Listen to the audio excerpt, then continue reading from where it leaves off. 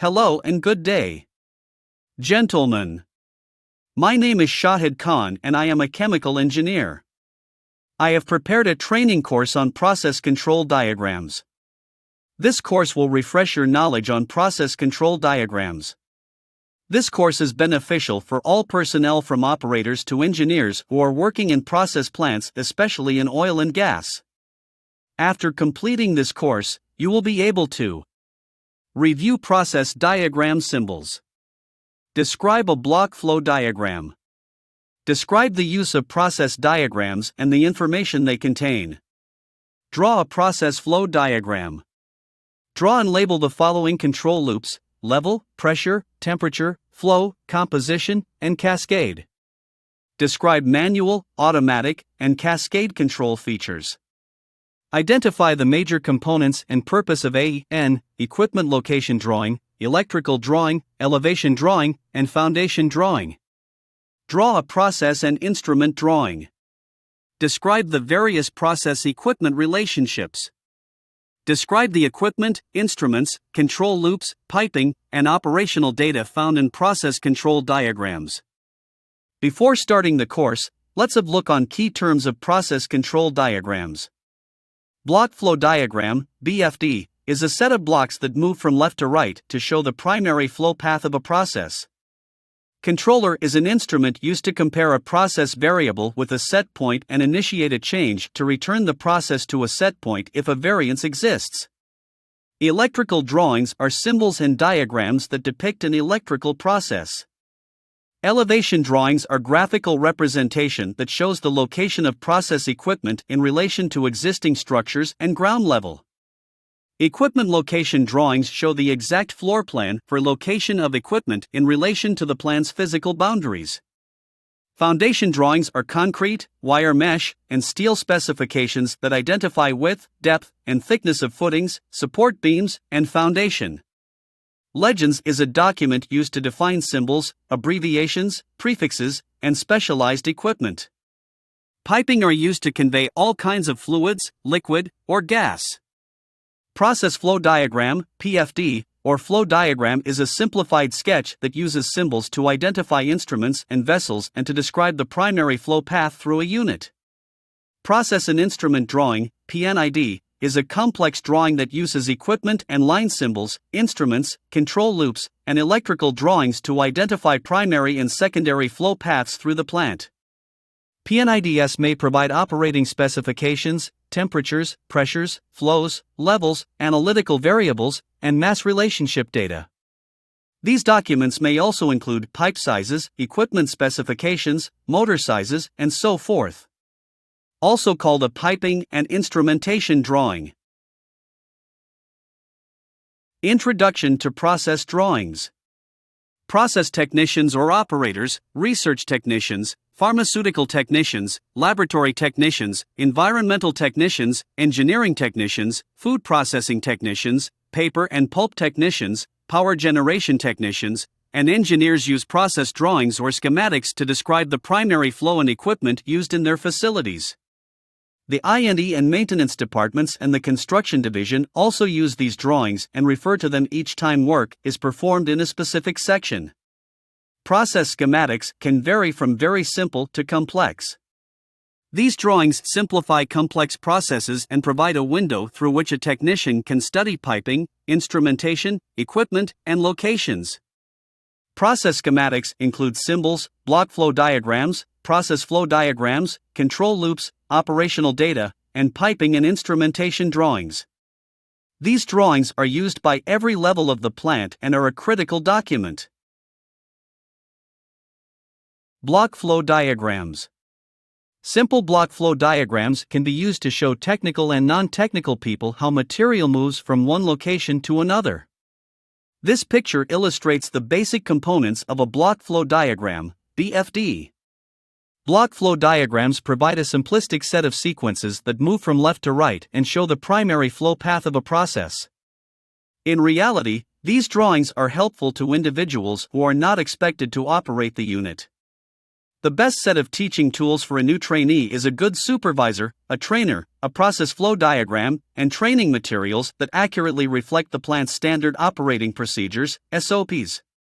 Technicians learn best when the expectations and qualification list are clearly spelled out. Most process units are very complex and provide challenging opportunities for apprentice technicians. Types of process diagrams. Process diagrams can be broken down into three major categories: process flow diagrams, PFDs, process flow and instrumentation drawings, PIDs, and process and instrument drawings, P&IDs, officially called piping and instrumentation drawings by the Instrument Society of America, ISA. A process flow diagram is a simple illustration that uses process symbols to describe the primary flow path through a unit. A process flow diagram provides a quick snapshot of the operating system. Flow diagrams include all major equipment and flows. A technician can use this document to trace the primary flow of chemicals through the unit. Secondary or minor flows are not included. Complex control loops and instrumentation are not included. The flow diagram is used for visitor information and new employee training. A PFID is a step up from the simplistic PFD to a little more complex drawing that includes some major and minor instrumentation and is very helpful during the training phase. Apprentice technicians will use a version of this document to trace lines, locate equipment, and check operating variables. A process and instrument drawing is much more complex. The P&ID includes a graphic representation of the equipment, piping, and instrumentation.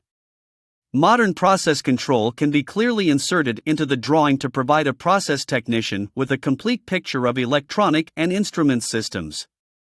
Process operators can look at their process and see how the engineering department has automated the unit. Pressure, temperature, flow, analytical, speed, and level control loops are all included on the unit P&ID. Cascaded control systems, indicators, and alarms are clearly visible.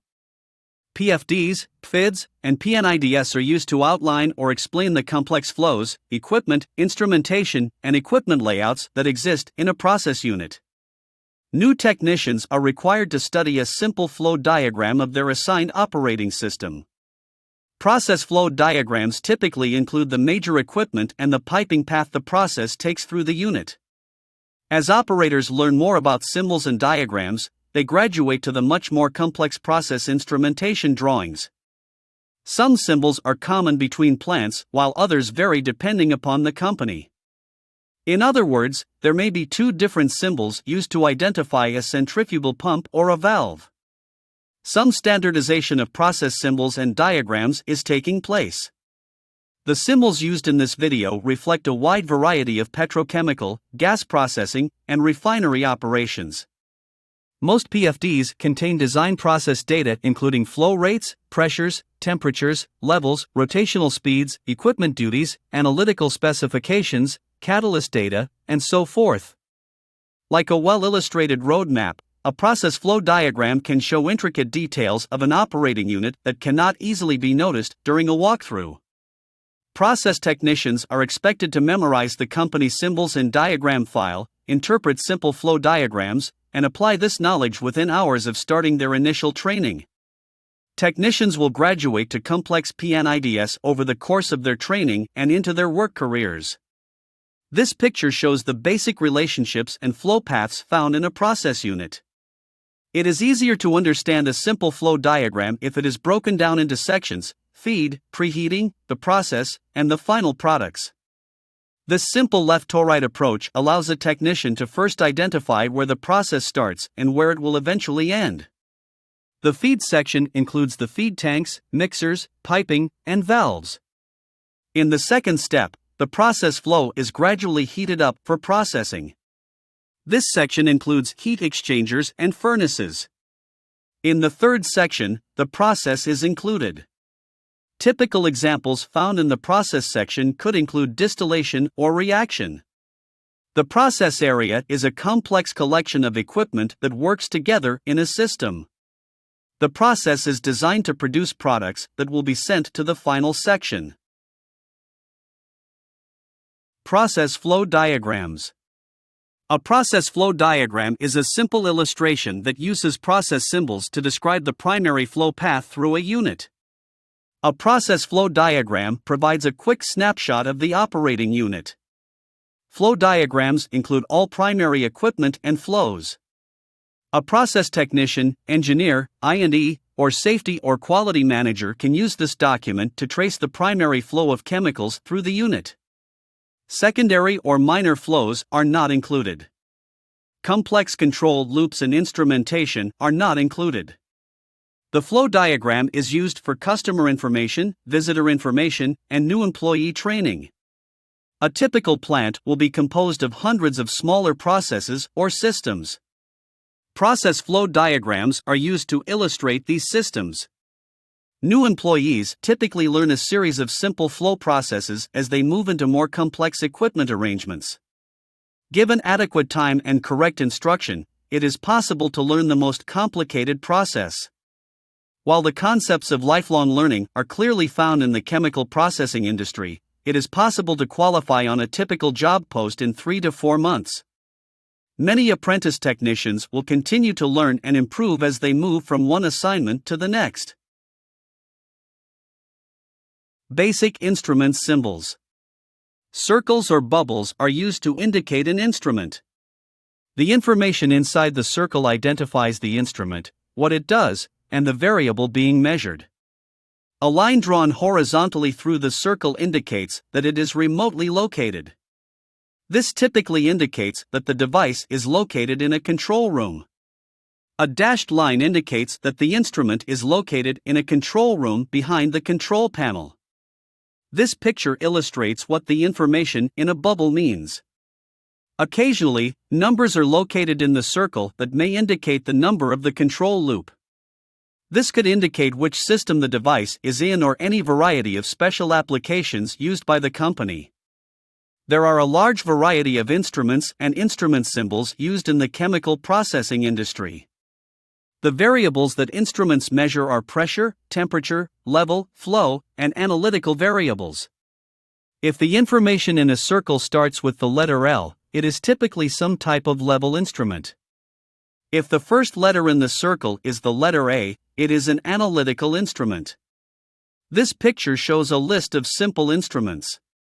These instruments will be covered in more detail later in this video. Process technicians use P&IDs to identify all of the equipment, instruments, and piping found in their units. New technicians use these drawings during their initial training period. Knowing and recognizing these symbols is important for a new technician. The chemical processing industry has assigned a symbol for each type of valve, pump, compressor, steam turbine, heat exchanger, cooling tower, basic instrumentation, reactor, distillation column, furnace, and boilers shown in this picture. There are symbols to represent major and minor process lines and pneumatic, hydraulic, or electric lines, and there is a wide variety of electrical symbols. Each plant will have a standardized file for their piping symbols. Process technicians should carefully review the piping symbols for major and minor flows, electric, pneumatic, capillary, and hydraulic in future equipment. The major flow path through a unit illustrates the critical areas a new technician should concentrate on. A variety of other symbols are included on the piping. These include valves, strainers, flexible spool, filters, flanges, removable spool pieces, blinds, insulation, piping size, expansion joint, vent cover, inline mixer, eductor, pulsation dampener, exhaust head, pressure rating, material codes, and steam traps. This picture illustrates the basic line symbols used by process technicians. It should be noted that not every symbol will be covered here. Valve symbols. In a refinery or chemical plant, there are thousands of different valves. These valves come in a variety of designs and sizes. Modern process control is linked to the operation of a device called an automated valve. An automated valve has an actuator mounted on the valve that is designed to open, close, or throttle flow through the pipe. A process system is a network of piping and valves. Valves are designed to control the flow of liquids and gases through the system. There is a corresponding symbol for each valve you will study.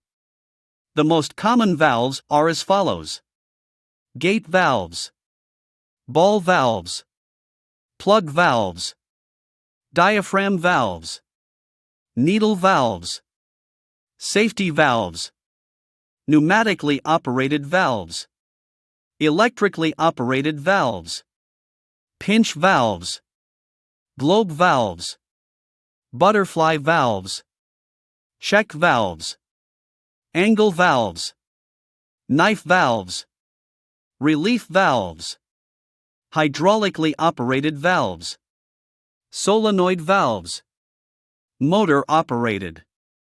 This picture has a list of valve symbols that are frequently used by technicians. Each valve has a unique purpose and design. Understanding how these devices operate is important.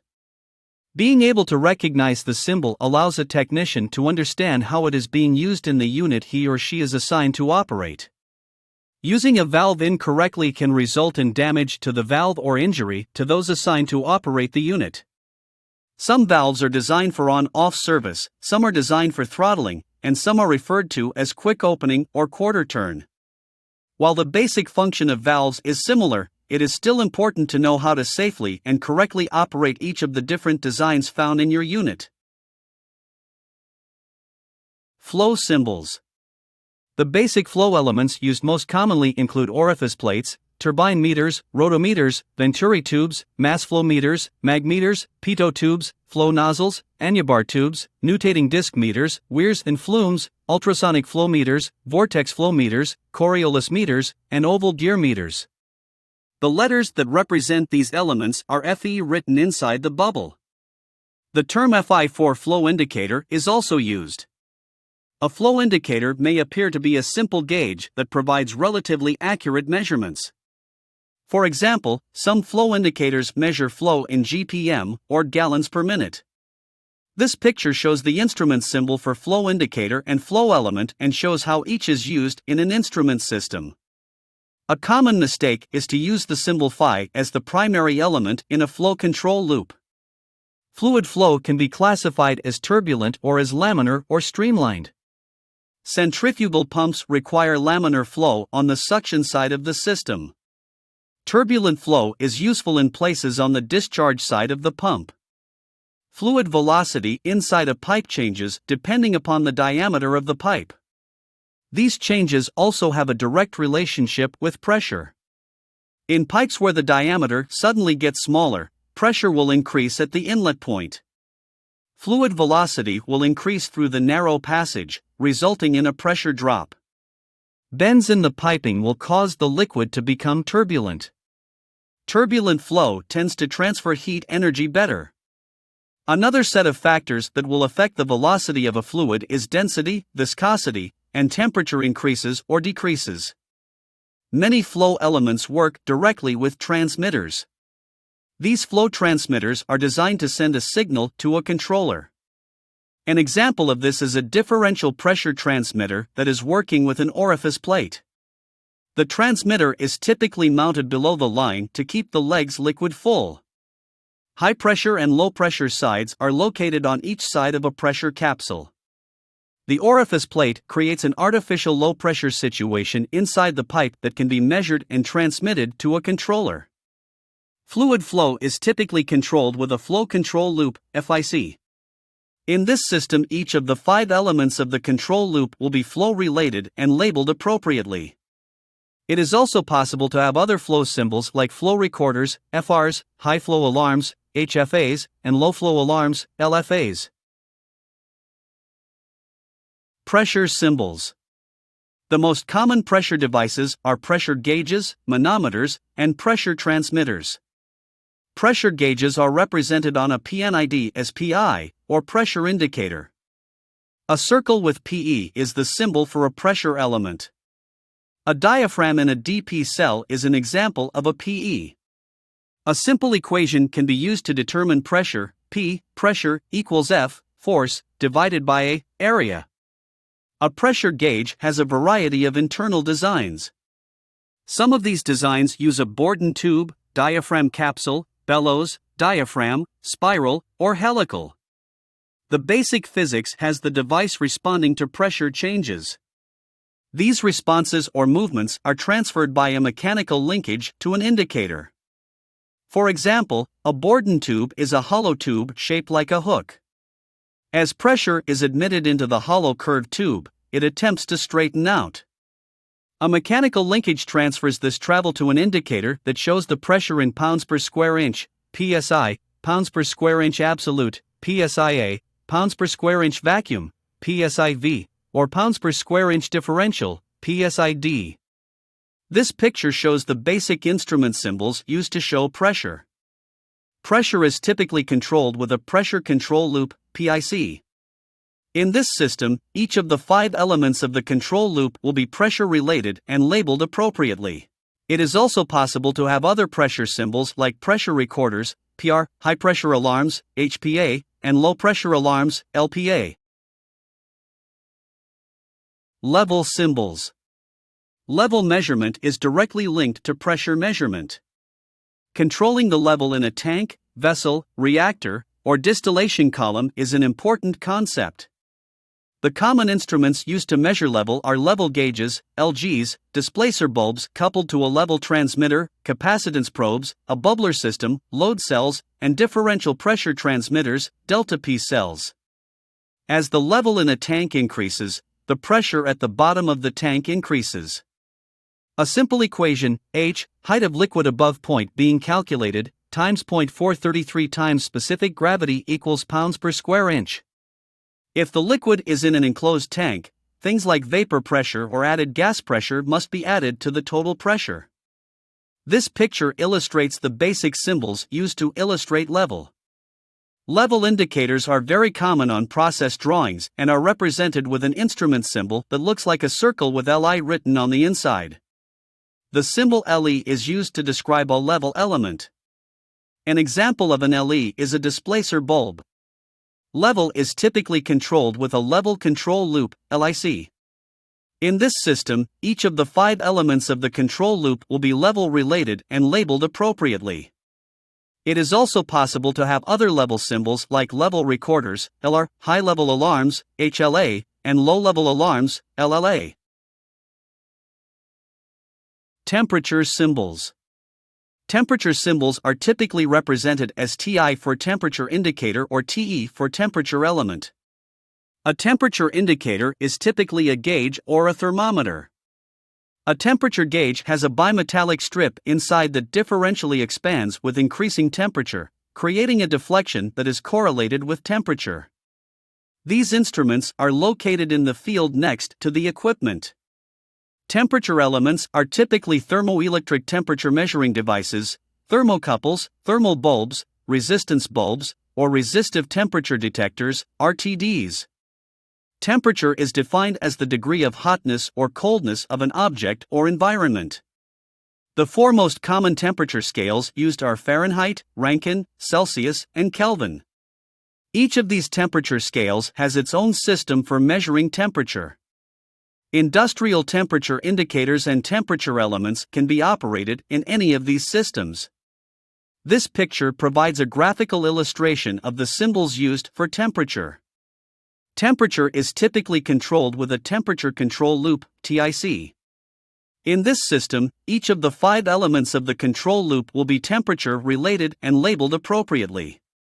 It is also possible to have other temperature symbols like temperature recorders, TR, high temperature alarms, HTA, and low temperature alarms, LTA. Analytical symbols. Analytical symbols are used to identify the use of quantitative or qualitative analyzers.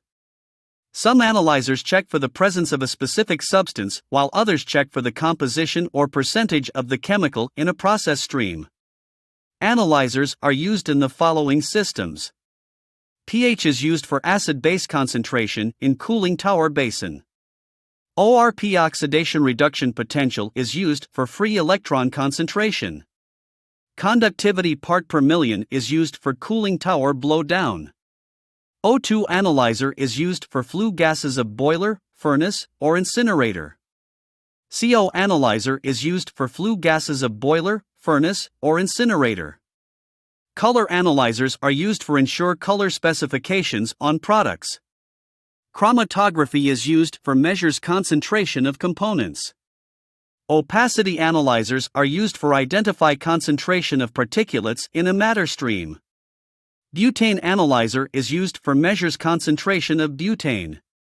Some analyzers are used for measuring concentration or test for presence of a specific chemical.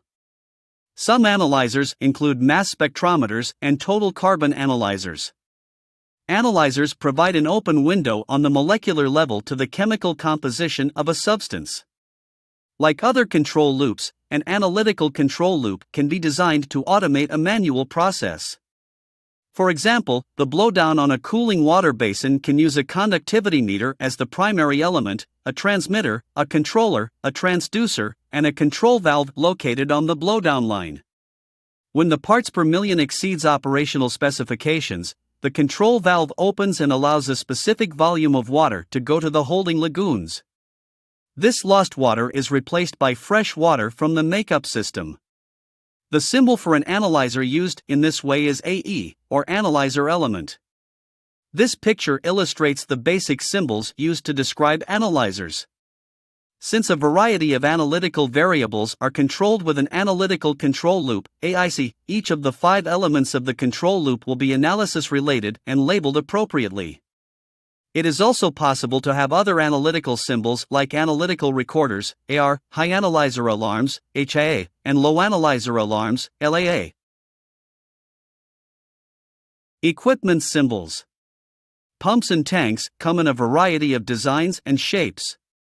Process symbols are designed to graphically display the process unit. Common pump and tank symbols can be found in this picture. Tanks may be designed as bin, drum, dome roof, open top, internal floating roof, double wall, cone roof, external floating roof, and a variety of spherical shaped tanks. The materials used in these tanks can be plastic, carbon steel, stainless steel, specialty alloys, or any variety of materials. Tanks have special designs that are shown on a P&ID and on some symbol charts. Each tank is different and has a variety of pressure and temperature requirements. Pumps come in 2 basic designs, dynamic and positive displacement. Dynamic pumps include the very popular centrifugal pump and axial pumps. Positive displacement pumps have 2 categories, rotary and reciprocating. Reciprocating pumps typically include piston, plunger, and diaphragm. These operate with a back-and-forth motion, displacing a predetermined amount of liquid. Rotary pumps use a rotary motion that displaces a specific amount of fluid on each rotation. Rotary pumps include the following designs: lobe, gear, vane, and screw. A pump and tank system includes piping, valves, instruments, and control loops as well as the pump and tank. These systems are designed to be circulated. Compressors and pumps share a common set of operating principles. The dynamic and positive displacement families share common categories. The symbols for compressors may closely resemble a pump. In most cases, the symbol is slightly larger in the compressor symbol file. In the multi-stage, centrifugal compressor, the symbol clearly describes how the gas is compressed prior to release. This is in sharp contrast to the steam turbine symbol, which illustrates the opposite effect as the steam expands while passing over the rotor. Modern P&IDs show the motor symbol connected to the driven equipment. This equipment may be a pump, compressor, mixer, or generator. This picture illustrates the standardized symbols for compressors, steam turbines, and motors. Heat exchangers and cooling towers are 2 types of industrial equipment that share a unique relationship. A heat exchanger is a device used to transfer heat energy between 2 process flows. The cooling tower performs a similar function, however, cooling towers and heat exchangers use different scientific principles to operate. Heat exchangers transfer heat energy through conductive and convective heat transfer, while cooling towers transfer heat energy to the outside air through the principle of evaporation. These pictures illustrate the standard symbols used for heat exchangers and cooling towers. The symbol for a heat exchanger clearly illustrates the flows through the device. It is important for a process technician to be able to recognize the shell inlet and outlet and the tube inlet and outlet flow paths. A heat exchanger with an arrow drawn through the body illustrates whether the tube side flow is used to heat or cool the shell side fluid. The downward direction indicates heating, while the upward direction illustrates cooling. Heat exchangers come in a variety of designs from simple to complex. Standard symbols have been developed for shell and tube heat exchangers, air-cooled heat exchangers, spiral heat exchangers, and plate and frame heat exchangers. The symbol for a cooling tower is designed to resemble the actual device in the process unit. Cooled product flows out of the bottom of the tower and to the processing units, while hot water returns to a point located above the fill. Cooling towers can be found in the following designs: forced draft, natural draft, induced draft, and atmospheric. Each of these designs has similarities and differences with the others. The symbol will not show all of the various components of the cooling tower system, however, it will provide a technician with a good foundation in cooling tower operation with enough information to clearly see the process. On a typical P&ID, distillation columns, reactors, boilers, and furnaces will be drawn as they visually appear in the plant. The standard symbols file for these devices can be found in this picture. If a proprietary process includes several types of equipment not typically found on a standard symbol file, the designer will draw the device as it visually appears in the unit. This picture illustrates standard symbols used for boilers and furnaces. The basic components and operation of boilers and furnaces are covered in boiler and furnace trainings. A furnace is designed to heat up large volumes of feedstock for chemical processing in a reactor or distillation column.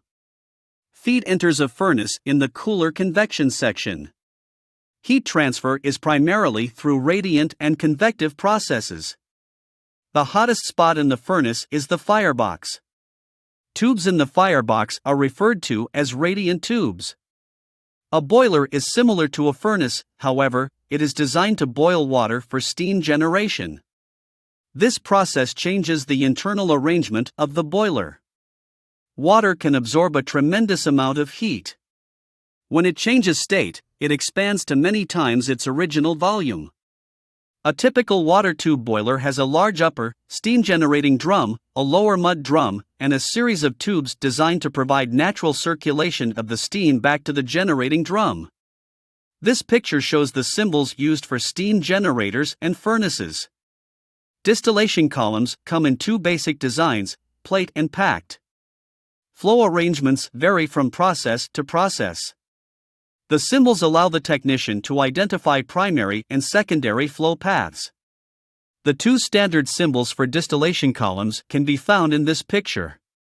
Distillation is a process designed to separate the various components in a mixture by boiling point. A distillation column is the central component of a much larger system. This system typically includes all of the equipment symbols found in this video. Plate distillation columns include sieve trays, valve trays, and bubble cap trays. Packed columns are filled with packing material, rings, saddles, solzer, interlocks, teller rosette, or panapack. Reactors are stationary vessels and can be classified as batch, semi-batch, or continuous. Some reactors use mixers to blend the individual components. A reactor's design is dependent upon the type of service it will be used in. Some of these processes include alkylation, cat cracking, hydrodesulfurization, hydrocracking, fluid coking, reforming, polyethylene, mixed xylenes, and many other processes.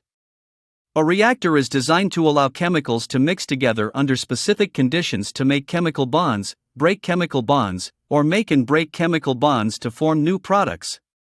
The process it is used for will determine the shape and design of a reactor. This picture shows several examples of reactor symbols. Process and instrument drawings. A P&ID is a complex representation of the various units found in a plant shown in this picture. It is used by people in a variety of crafts. The primary users of the document after plant startup are process technicians and instrument and electrical, mechanical, safety, and engineering personnel. In order to read a P&ID, the technician needs an understanding of the equipment, instrumentation, and technology. The next step in using a P&ID is to memorize your plant's process symbol list. This information can be found on the process legend. Process and instrument drawings have a variety of elements, including flow diagrams, equipment locations, elevation plans, electrical layouts, loop diagrams, title blocks and legends, and foundation drawings. The entire P&ID provides a three-dimensional look at the various operating units in a plant. Process legend. The process legend shown in this picture provides the information needed to interpret and read the P&ID. Process legends are found at the front of the P&ID. The legend includes information about piping, instrument and equipment symbols, abbreviations, unit name, drawing number, revision number, approvals, and company prefixes. Because symbol and diagram standardization is not complete, many companies use their own symbols in unit drawings. Unique and unusual equipment will also require a modified symbols file. Foundation drawing. The construction crew pouring the footers, beams, and foundation uses foundation drawings shown in this picture. Concrete and steel specifications are designed to support equipment, integrate underground piping, and provide support for exterior and interior walls. Process technicians do not typically use foundation drawings, but these drawings are useful when questions arise about piping that disappears under the ground and when new equipment is being added. Elevation drawing. Elevation drawings in this picture show the location of process equipment in relation to existing structures and ground level. In a multi-story structure, the elevation drawing provides the technician with information about equipment location. This information is important for making rounds, checking equipment, developing checklists, catching samples, and performing startups and shutdowns. Electrical drawing. Electrical drawings in this picture include symbols and diagrams that depict an electrical system. Electrical drawings show unit electricians where power transmission lines run in places where power is stepped down or up for operational purposes. A process technician typically traces power to the unit from a motor control center, MCC. The primary components of an electrical system are the MCC, motors, transformers, breakers, fuses, switchgears, starters, and switches. Specific safety rules are attached to the operation of electrical systems. The primary safety system is the isolation of the hazardous energy lockout, tagout permit. Process technicians are required to have training in this area. This picture shows the basic symbols and flow path associated with an electrical drawing. Electrical lines are typically run in cable trays to switches, motors, ammeters, substations, and control rooms. A transformer is a device used by industry to convert high voltage to low voltage. The electric department always handles problems with transformers.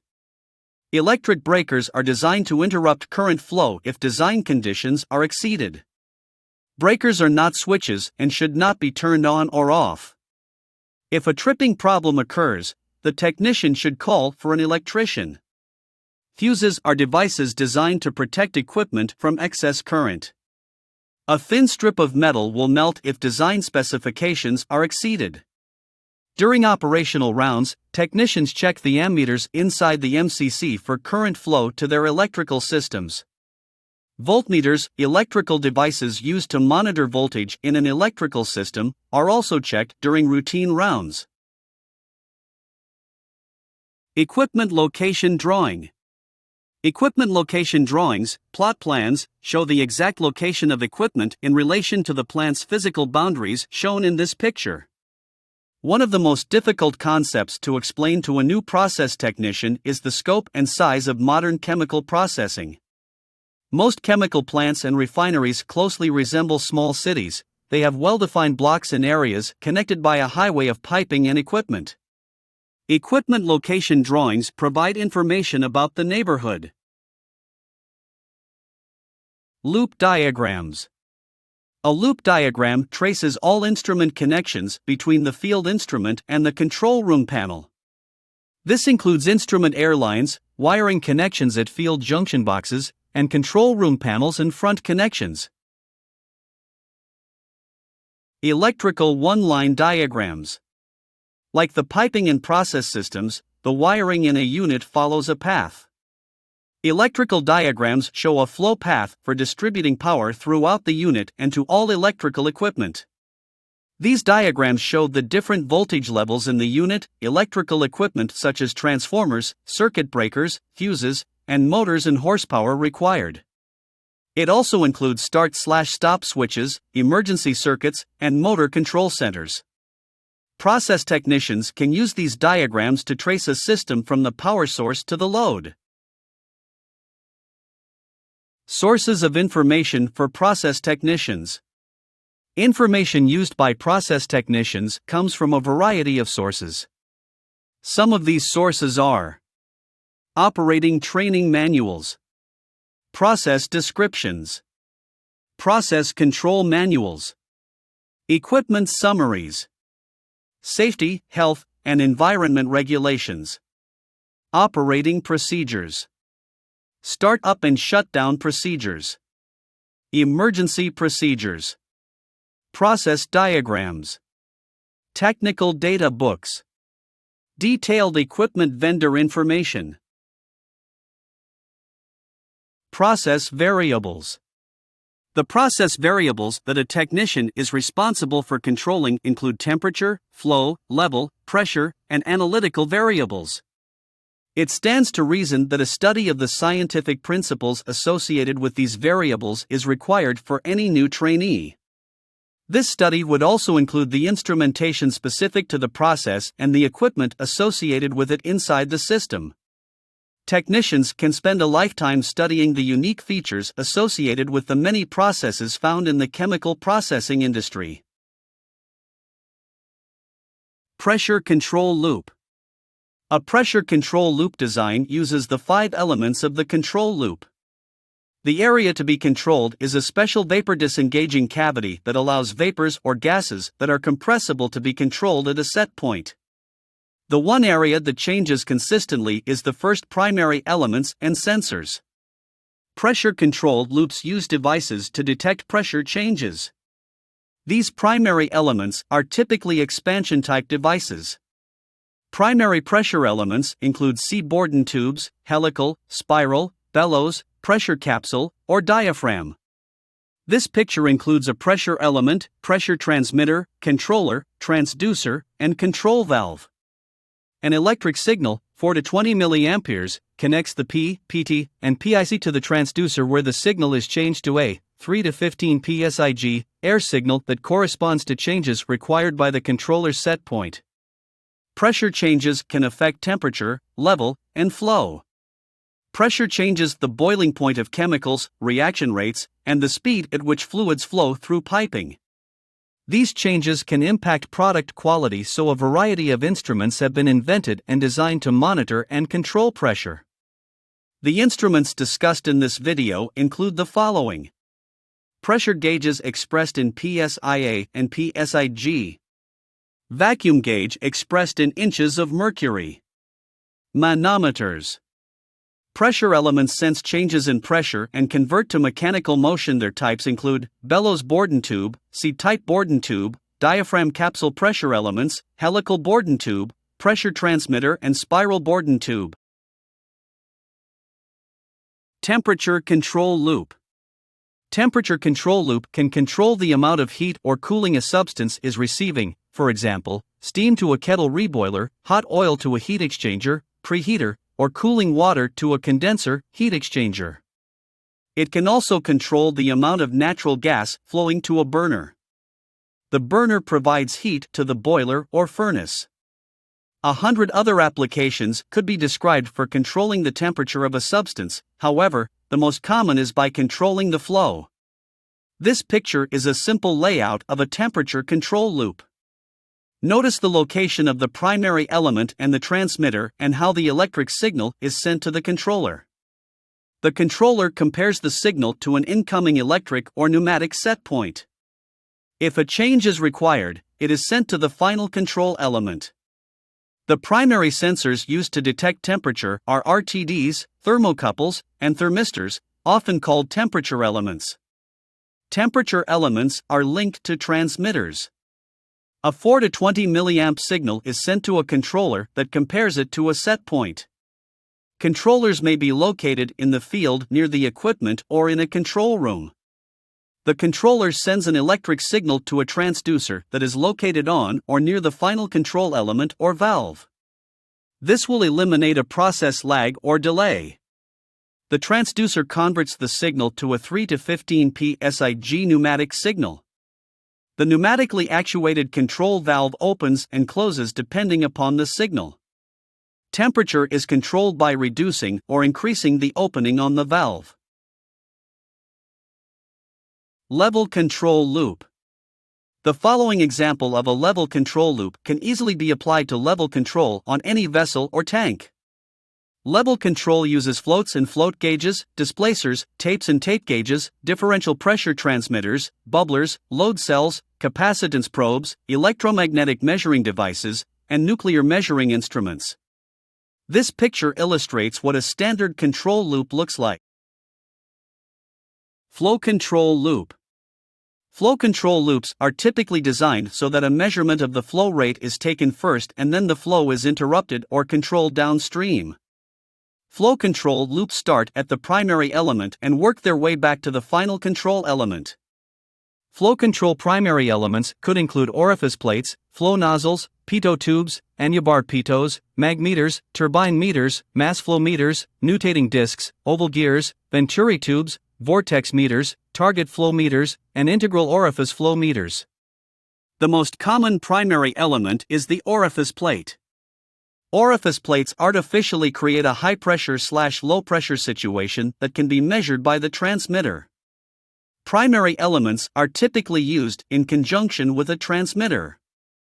This picture shows an example of a flow control loop.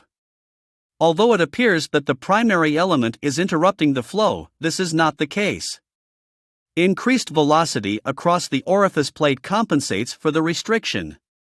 The transmitted signal is sent to a controller that compares the incoming signal with the desired set point.